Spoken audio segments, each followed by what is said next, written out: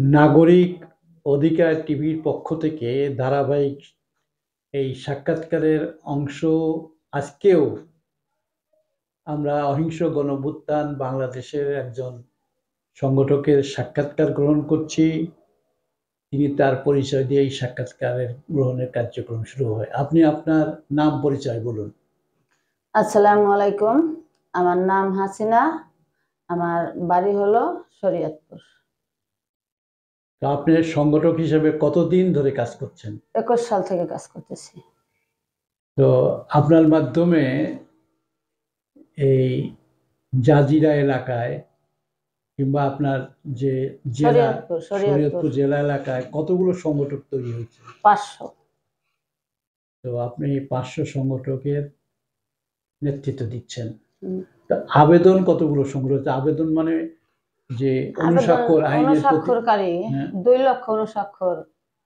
তো আপনার 2 লক্ষ মানুষের অনুস্বাক্ষর সংগ্রহ করেছেন দুর্নীতি বিরোধী বিশেষ আইন, অবৈধ অর্থ উদ্ধার ও গণমুখী বিনিয়োগ জাতীয় সংস্থা গঠনের লক্ষ্যে। আপনাকে অসংখ্য ধন্যবাদ। একজন নারী হয়ে 2 লক্ষ মানুষের কাছে সংগঠকদের মাধ্যমে পৌঁছতে পেরেছেন। তো এই যে আইন প্রণীত হলো, মানে তৈরি করা হলো, আইনটি তৈরি করার পর আপনারা কি পদক্ষেপ নিয়েছেন? আমরা পদক্ষেপ নিয়েছিলাম 18ই আগস্ট একটা সমাবেশে ডাক দিয়েছিল লক্ষাধিক মানুষ একত্রিত হয়ে আমাদের যে বর্তমান ডক্টর ইউনূস সাহেবের কাছে আইনের খসড়া জমা দেওয়া হয়েছিল। সে বলেছে আরেকটা সমাবেশে ডাক দেওয়া, আরো বেশি মানুষ নিয়ে। তারপরে আমরা 25শে নভেম্বর আবার সমাবেশে ডাক দিয়েছিলাম।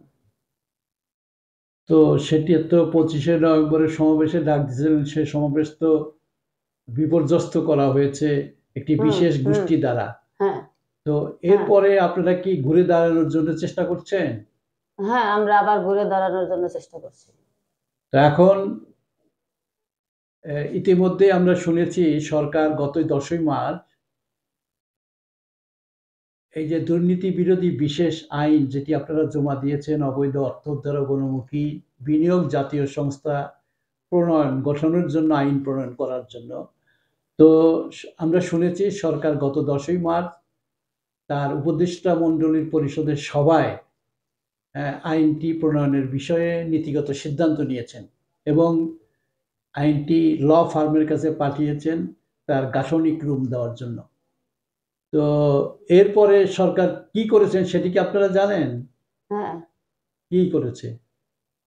আইন পাস করানোর জন্য উদ্যোগ নিয়েছে।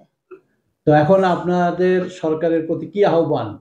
আহ্বান হলো আমাদের যেই আমরা একটা দুর্নীতি বিরোধী বিশেষ আইন, তাদের কাছে আমাদের দাবি যে নির্বাচনের আগে আমাদের এই আইনটা পাস করে দেওয়া হোক। সাধারণ জনগণের মাঝে আইনটা পাস হলে বিনা সুদে বিনা জামানতে সহজ কিস্তিতে পরিশোধযোগ্য ঋণ হিসাবে পুঁজি নিয়ে সাধারণ মানুষ ব্যবসা বাণিজ্য করে, কৃষক, শ্রমিক, হকার, বেকার সবার জন্য বিনা সুদে টাকা নিয়ে তারা লাভবান হোক। অর্থাৎ আপনি বলতে চাচ্ছেন যে এই টাকাটা আপনাদের টাকা, যেগুলো লুটপাট হয়ে বিদেশে পাচার হয়েছে এবং দেশের মধ্যে পঞ্জীকৃত আছে, সেই টাকা উদ্ধার করে, অর্থাৎ আইনের দ্বারা গঠিত জাতীয় সংস্থা টাকাগুলো উদ্ধার করবে এবং সেই টাকা, যাদের টাকা, জনগণের টাকা, জনগণকে বিনা সুদে বিনা জামানতে সহজ কিস্তিতে পরিশোধযোগ্য ঋণ হিসেবে পুঁজি প্রদান করবে এবং সেই পুঁজিগুলো খাটিয়ে গ্রামের তৃণমূল পর্যায়ের কৃষক, শ্রমিক, হ্যাকার, ব্যাপার, ক্ষুদ্র ব্যবসায়ী সবাই মিলে পুঁজি খাটিয়ে তারা রুজি রোজগার বৃদ্ধি করবে, তাদের পারিবারিক আয় উন্নতি বৃদ্ধি পাবে। সেই সাথে তাদের উন্নতি হলে, দেশের লক্ষ লক্ষ মানুষের উন্নতি হলে, তাদের আর্থিক অবস্থার পরিবর্তন হলে দেশের অবস্থারও পরিবর্তন হবে, বাংলাদেশ একটি সমৃদ্ধ দেশ হবে। এইটি বলতে চাচ্ছেন আপনারা? অবশ্যই, হ্যাঁ, আমি এটাই বলতে চাচ্ছি। তো শেষবারের মতো সরকারের কাছে একটু জোরালো আহ্বান কিছু জানাবেন? হ্যাঁ, আমরা জানাবো। কি বলবেন? বলবো যে নির্বাচনের আগে আমাদের এই আইনটা যেন পাস করে দেয়।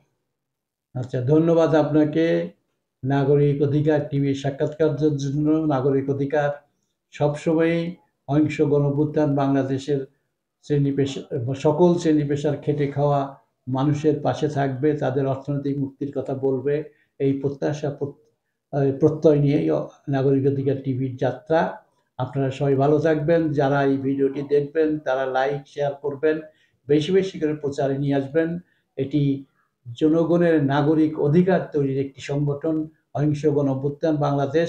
আগামী দিনে অহিংস গণঅভ্যুত্থান শুভযাত্রা আরো শুভ এবং সুশৃঙ্খল হোক।